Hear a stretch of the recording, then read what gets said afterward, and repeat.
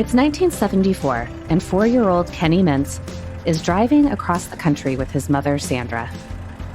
My mom was working in Washington, D.C., and just decided to go to this magical place in the 1970s of San Diego and start a new life.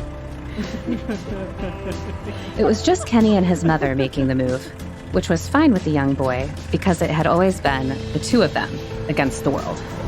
My dad, at the time, was somewhat a part of my life, but my mom was primarily my person. Little Kenny wasn't quite sure why they were making this long trip, but Sandra assured him it was the right path. My mom was 19 when I was born, so she's 23 years old, no college degree. She heard that she could go to California and college would be free out there. And literally just had this dream of going out there and that she would figure it out. Kenny had other things on his mind during the long trip, though. My mom told me that if the door of the VW Bug that we were driving in opened, I would fly away. I had this vision of me literally like flying away, like a balloon flying away. So I would hold on to my mom while she was driving because I was afraid that the door would just magically open and I would fly away. Along the way, Sandra wrote a postcard to her own parents. She basically writes out her game plan. I'm going to go to San Diego. We're going to stay at a cheap motel. I'm going to find a job. I'm going to get some money.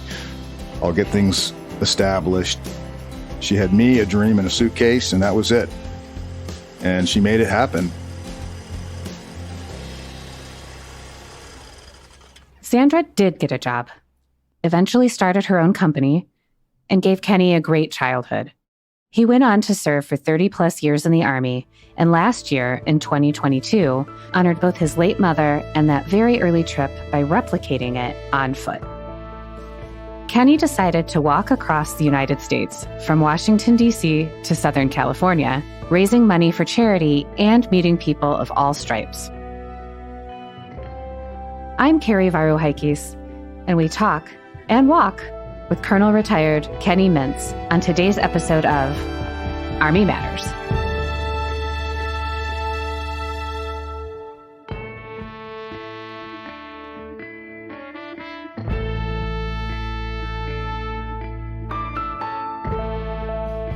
Hello, everyone. I am Lieutenant General Retired Leslie C. Smith, the former Army Inspector General, and I'm the Vice President for Association United States Army for Leadership and Education. And joining me today is my good battle buddy. How are you today, Dan? Sir, I'm doing great. And I'm the 15th Sergeant of the Army, United States Army Retired, and I am the Vice President of NCO and Soldier Programs here at the Association of United States Army. And best of all, I get to do a podcast with my good buddy, Lieutenant General Retired Les Smith. Hey, Dan, I appreciate that, man. And today, this is Army Matters. And we're talking about walking across America with a veteran. He walked across the entire country. But before we get into that, Dan, what's the most memorable journey that you took by yourself? Just you. Wow. Probably hiking to Pikes Peak. Yeah, that's a good one. So explain to our listeners about Pikes Peak. I've been there. Yeah. What is it? Pikes Peak is the tallest mountain in continental United States that has full access to the road to the top. Okay. And it's out there in Colorado Springs, beautiful on the foothills of the Rocky Mountains. And it's got a hiking path too. It's called the Bar Trail. Right. I used to hike up it, which is like 14 miles, and run down. Run down. Used to run down Pikes Peak. Run down Pikes Peak. Oh, wow. That's amazing. Some people run up it. Yeah. I've seen it. Yeah. So you did that when you were the Division Commander Sergeant Major for the 4th Infantry Division. Yep. Every weekend I'd like to go up in the mountains and run.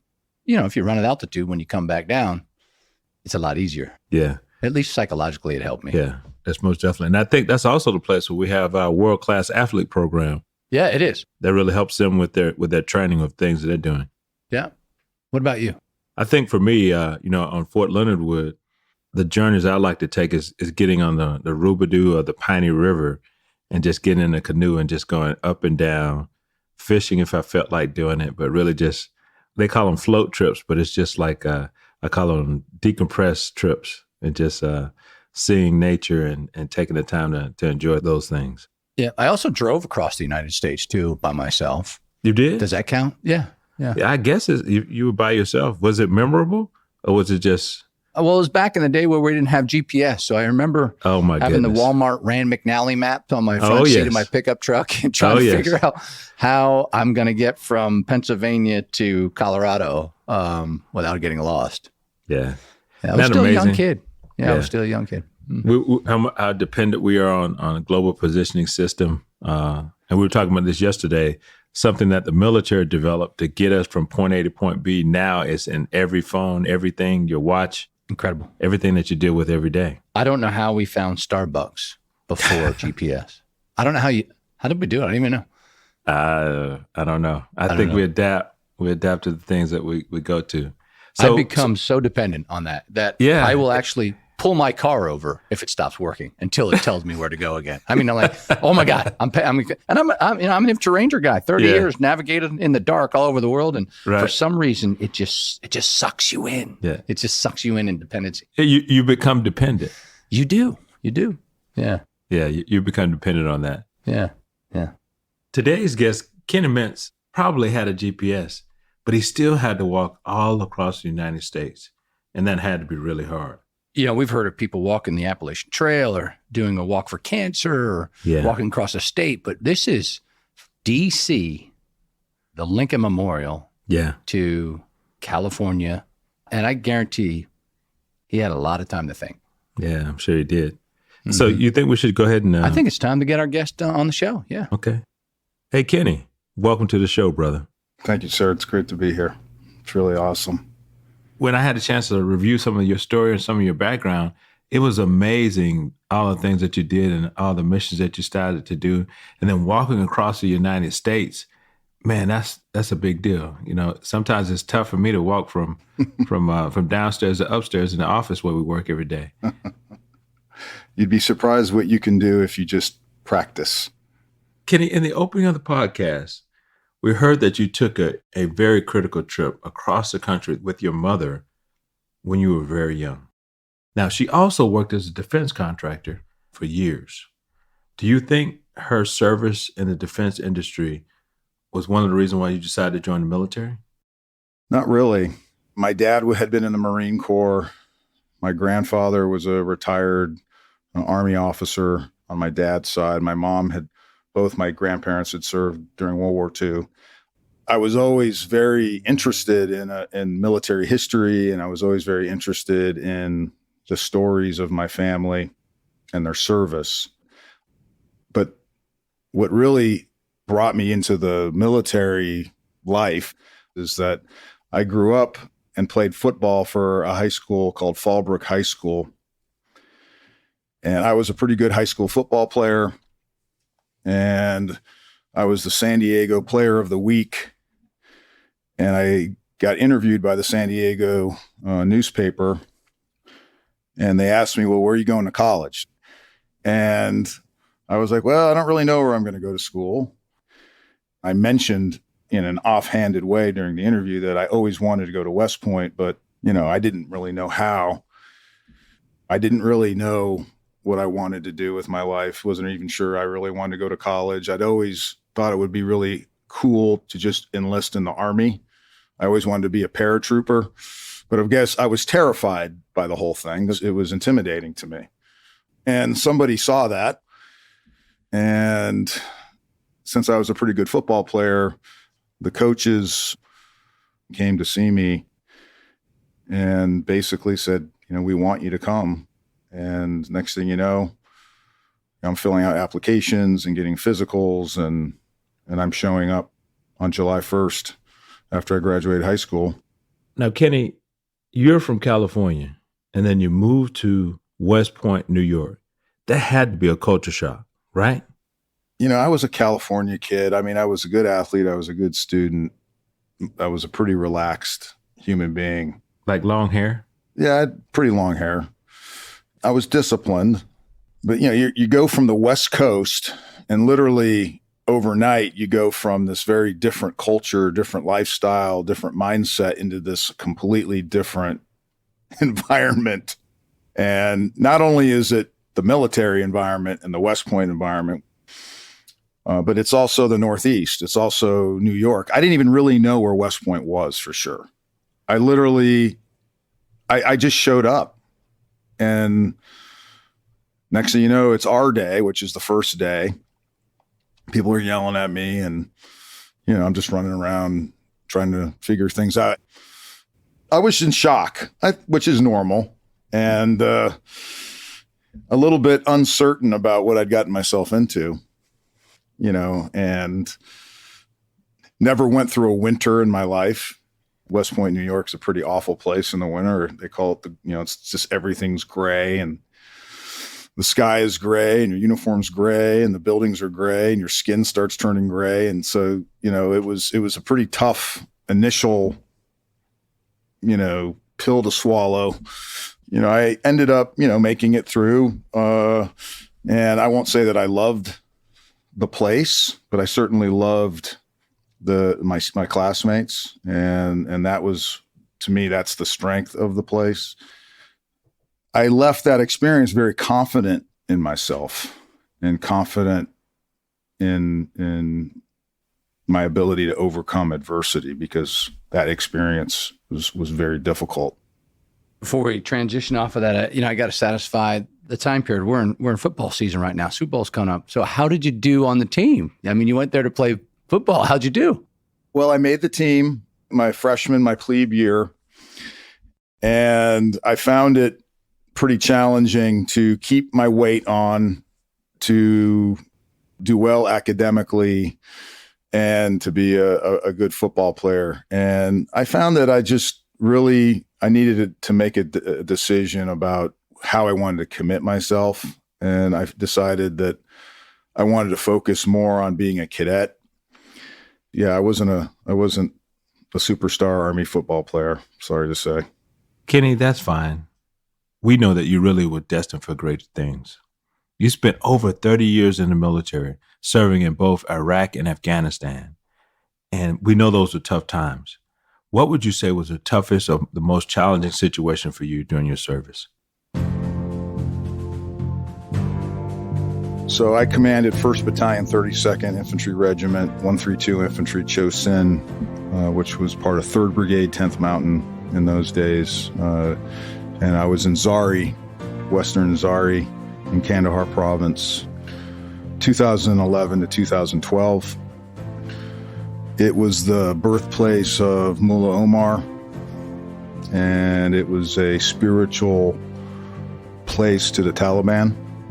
And it was extremely complex, as we all know, with, the enemy that we were fighting, with our partners, the Afghan security forces, who were very difficult at times to work with. You also had a local population, this incredibly complex and dangerous, deadly place we went into. I arrived on the battlefield with a game plan. I had trained the battalion in a certain way. We attacked right from the gates, just as we trained, just as we had prepared and framed the problem. And about 3 weeks into it, I realized that this was not going to work. We're losing people, we're losing soldiers, and we're getting soldiers grievously wounded. And sometimes losses by themselves don't indicate that you're not doing something right. But in this particular instance, I had to make a decision, and I believe that I had to take a completely different approach from the one that we had trained for. And that was an amazing experience, because you have to look yourself in the mirror and be honest, because it's not about you. It's about the mission, your soldiers, and then you. And that means you have to be humble enough to say, what we're doing is not going to work. Even though it was my plan, even though I was the commander, even though everybody trusted me and believed in what I was saying, I need to come up with something else. And I did. And I won't get into the details of that because that would take another 6 hours. But we created a whole different operational framework that pacified a Taliban sanctuary. But there was some dark times leading up to that. We lost 14 soldiers killed, an equal number of Afghan security forces killed, triple that in wounded. So it was a hard fight. The enemy fought us for literally every inch of ground there. But I was committed to winning. And winning doesn't mean killing, but it's the whole thing of winning and actually creating a place that the Afghans, at this one tiny little place in the country where the Afghans can stand on their own 2 feet and defend it and fight for it and secure it on their own. And that's what we created. But it was a hard, gut-wrenching, dark road to get to that point. You mentioned losing soldiers, and unfortunately, I suffered the same during several of my tours. But can you explain to our listeners, how did the death of those soldiers affect you in the mission? It's like losing your family. Yeah. This isn't just some nameless person. You know every one of these guys and gals personally. So it's a personal thing. As a commander, all my soldiers ever saw was confidence and, hey, we're going to figure this out.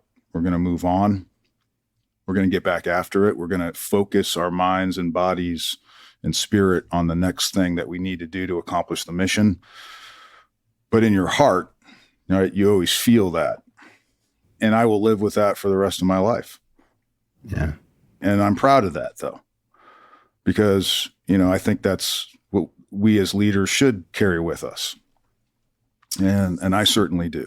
And, that was part of why I did the walk. And I had Gold Star, family members come walk with me. I wanted to honor them. Yeah, absolutely. That's very noble. Now, you had mentioned too in the past that some of those were not combat related. You lost soldiers. Can you talk about that? I've lost a soldier to suicide during the deployment. And then since that deployment, we've lost more than we lost in combat to suicide, which is another just terrible aspect of life. How do you get out ahead of that? How do we prevent that from happening? How do we support one another? Perhaps as a sergeant major of the Army or as a general officer, it's harder to have that intimate relationship. But I have a very intimate relationship with the people I serve with in combat. And I feel obligated to be there for them and to help in some way.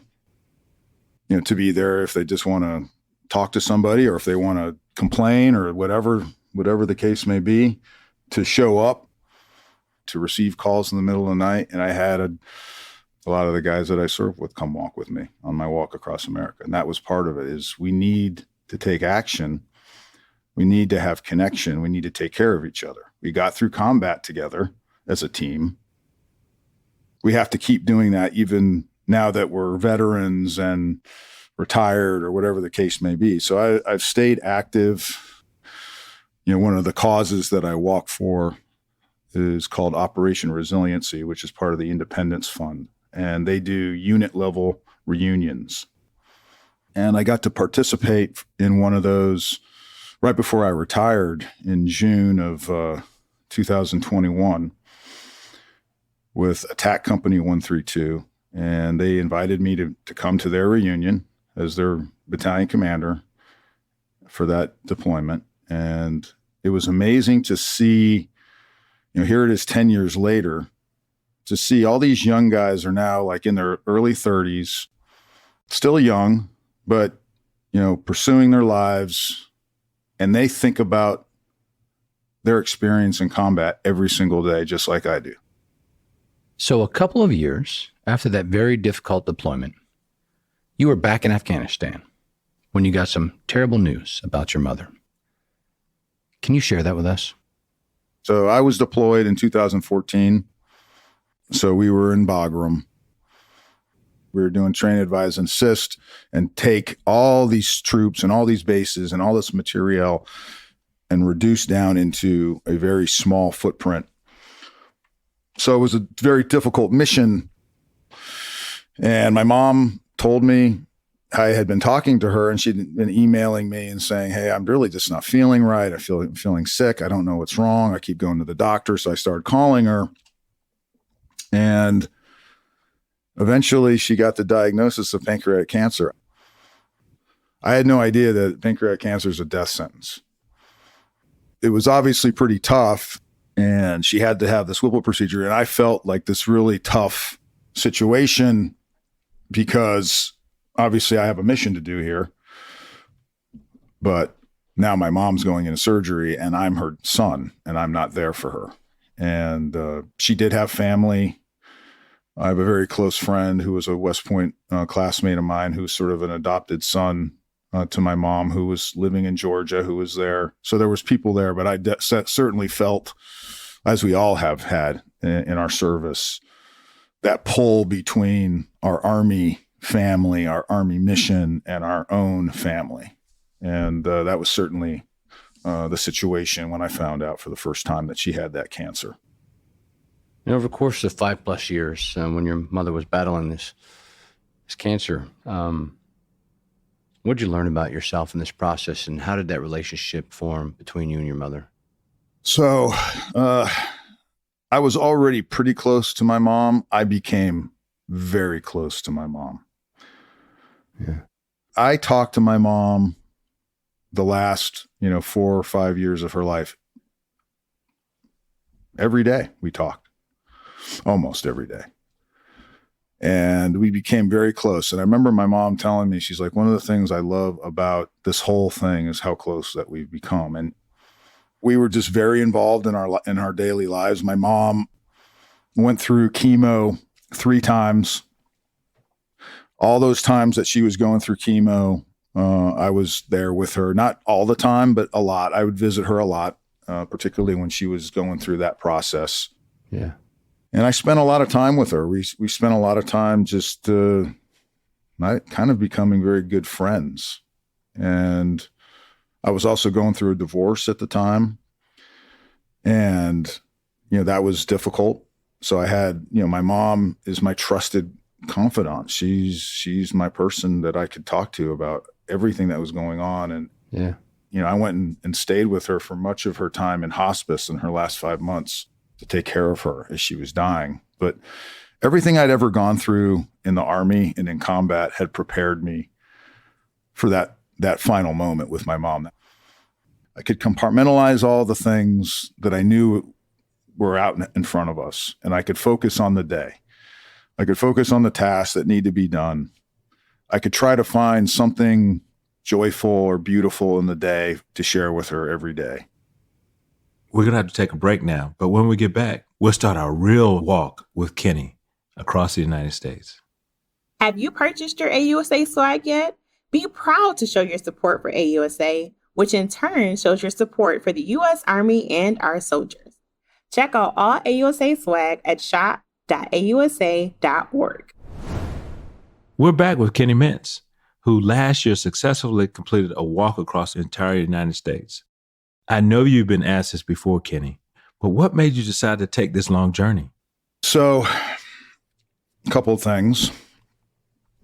I was, as an ROTC brigade commander, I lived on the road for 2 years visiting my programs. And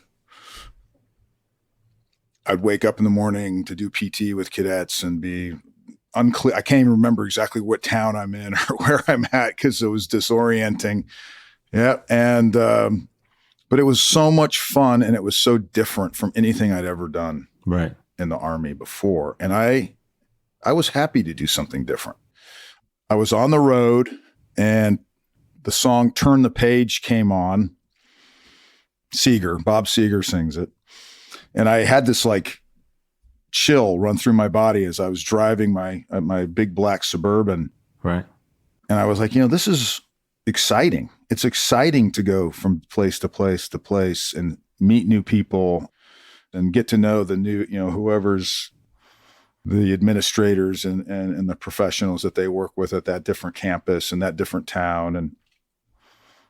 And the idea popped into my head, when I retire, I want to walk across the country. I want to have an adventure. And I want to do something different. Yeah. Obviously, I was dealing with my mom dying from cancer. And I was inspired by her journey from Washington, D.C. to San Diego. So that became all right, that's where I'm going to start and that's where I'm going to finish. Right. And I was always, even as a kid, inspired by the fact that she just went out and did this, that she just said, well, I have nothing and I'm just going to go figure it out. And obviously over time, as I contemplated the mission, it grew into a whole, why am I doing this? I really did a lot of self-exploration. I wrote an essay about it.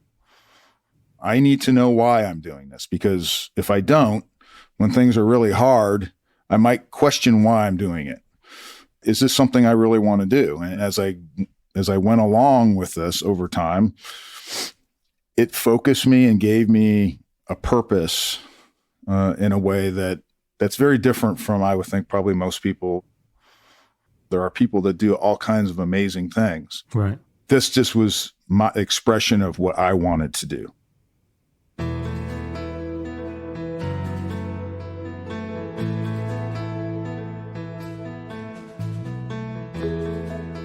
So Ken, you spent 7 months walking from the Lincoln Memorial to San Diego, California. Tell us about 3 people you met on your journey. The most interesting guy I met was in Kansas. This guy pulls up in a pickup truck and has an accent. He's like, I'm literally in the middle of nowhere on a dirt road. And he's like, are you okay? Do you need some water? And I'm like, oh no, I'm walking across America and I'm just on this road. And he's like, what? You're walking across America? So I struck up a conversation with this guy.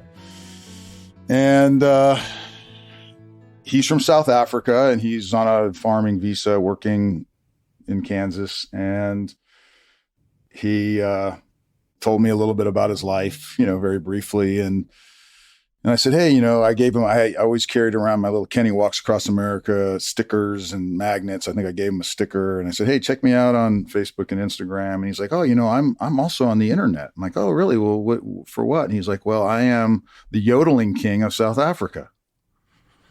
And I'm like, wow, really? I said, would you be willing to yodel for me? And he said, of course I would. So he got out of his truck. I said, can I video it? And I videoed him yodeling for me. Out in the middle of nowhere in Kansas is the yodeling king of South Africa. I met a guy I guess for whatever reason, I'm mostly thinking of Kansas. It's where I probably interacted with the most people. I met this guy who was a rural mail delivery guy. Mm-hmm. So, these guys roll around in whatever car they have. Yeah. I kept running into this guy throughout the day. He kept seeing me and kind of looking at me. So I entered this town and he pulled up next to me and he said, I've been watching you all day. He's an older guy. He's probably, maybe late 60s or so. And he's like, hey, what are you doing? And I told him, about the walk and the causes. And he's like, oh, that's really amazing. I always wanted to be in the military. And I was telling him about a little bit about myself. And he got out of his truck and he shook my hand. He said, really, I just want to thank you for what you're doing. I think it's amazing. And he got in his truck and drove away. And I met this family, this woman and 2 of her daughters. And she has an for order steak company where you can order steaks online. Mm-hmm. And she somehow had started following me and met me in this town and just wanted to meet me and walk through the town with me and tell me about her town. And so we met, and right as we were kind of stepping off together, this guy, mail delivery guy, comes up and pulls up, gets out of the truck. He's like, here's $500 cash. I want you to put that against that scholarship charity that you're walking for. Okay. Wow.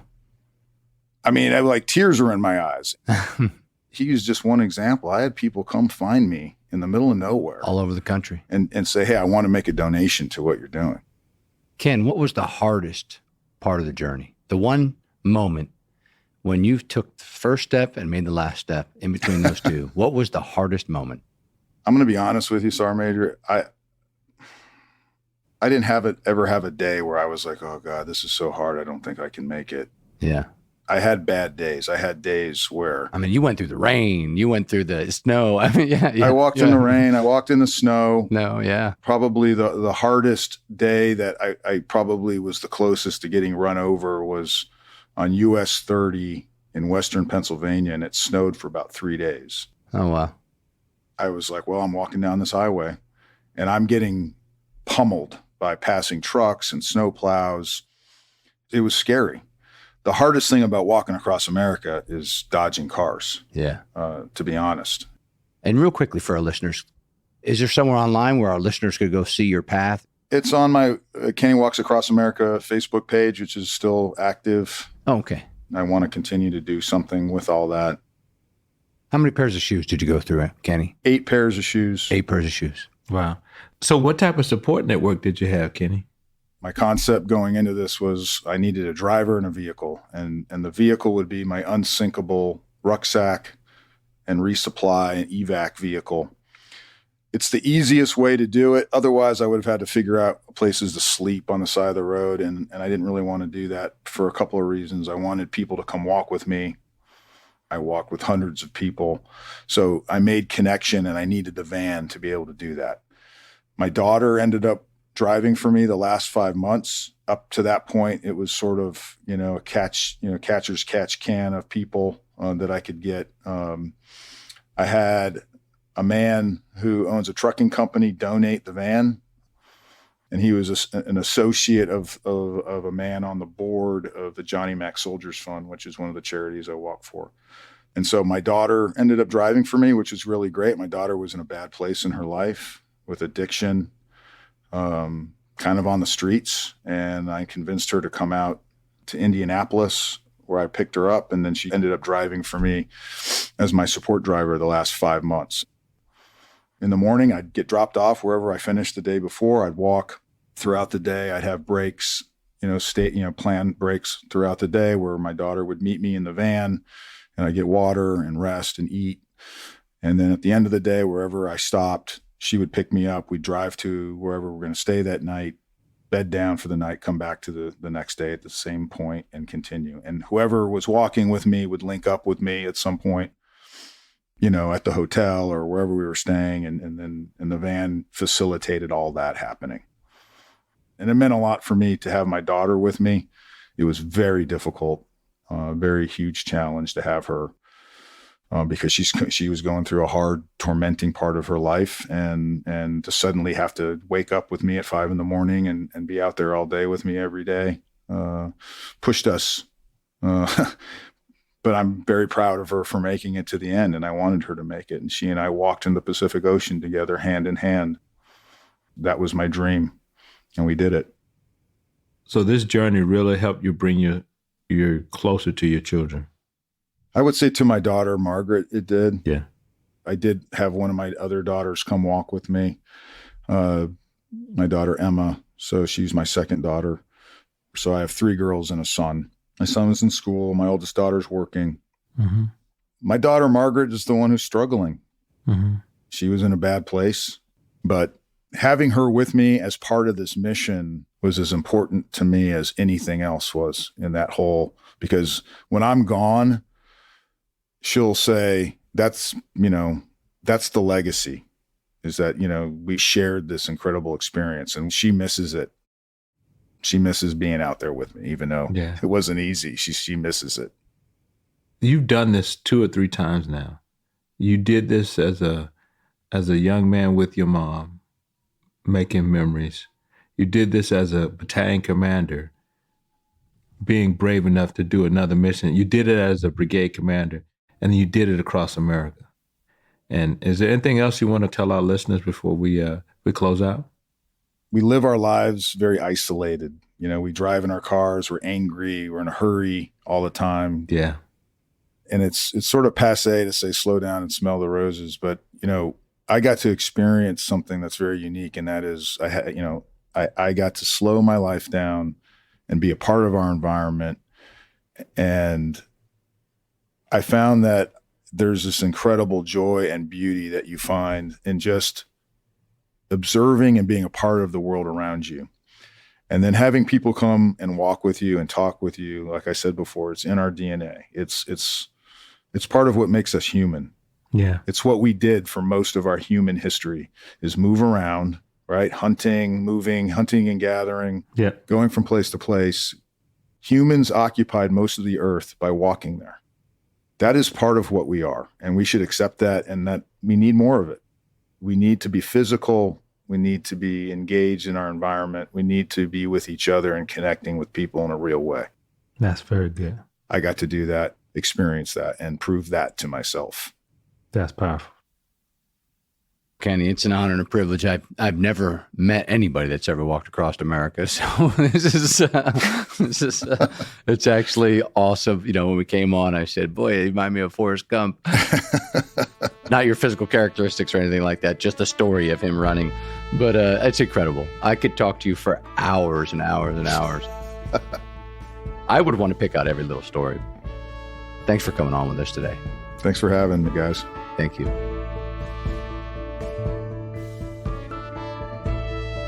Just one final thing before we go. AUSA has 122 chapters worldwide, mainly comprised of volunteers. Moving forward, we'd like to shine a small spotlight on some of them periodically. Today, we'd like to congratulate the Captain Meriwether Lewis chapter for their recent Gratitude Giving Season initiative. Led by President Isabella Colvin, the chapter handed out 1,500 turkeys, as well as gift cards and toys for the Army, the Seattle Recruiting Battalion, and National Guard families. They also included a VIP bus ride to celebrate veterans and families who combined volunteered over 12,000 hours this past year. Congrats to the entire team on this event. Also, this past November 11th, the Greater Atlanta chapter organized a well-attended spaghetti lunch for active duty soldiers and their families. And yes, if you're wondering, peach cobbler was served.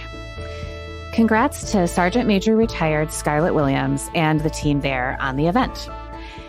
If you're a member of an AUSA chapter, please let us know what you're up to, and we'd love to give you a shout out on a future episode. You can reach us at podcast@ausa.org. Hua. To all our listeners, thanks for joining us. Army Matters is brought to you by the Association of the United States Army, the U.S. Army's professional association, member-supported, Army-connected. Visit us at ausa.org for more information or to become a member. Your membership helps AUSA continue to carry out its mission, educate, inform, and connect with the total Army, our industry partners, and supporters of a strong national defense. Today's episode was hosted by Lieutenant General Retired Les Smith and SMA Retired Dan Dailey, and anchor hosted by Carrie Barrow-Heckes. Anthony Del Call is the producer and writer, and Andy Bosnack is the supervising sound editor. Unzinga Curry is the executive producer, and the senior producers are Carrie Barrow-Heckes and LaSharon Duncan. Special thanks to Lauren Hall and Terry Perriman for their help. Be sure to subscribe to Army Matters wherever you get your podcasts, and please leave a review. As you know, we love seeing stars in the Army, especially if it comes in the form of a 5-star review. AUSA's Army Matters podcast primary purpose is to entertain. The podcast does not constitute advice or services. While guests are invited to listen, listeners, please note that you're not being provided professional advice from the podcast or the guest. The views and opinions of our guests do not necessarily reflect the views of AUSA. For questions or to provide topic recommendations, email us at podcast@ausa.org. I'm LaSharon Duncan. Hope you have a great Army day. Hua.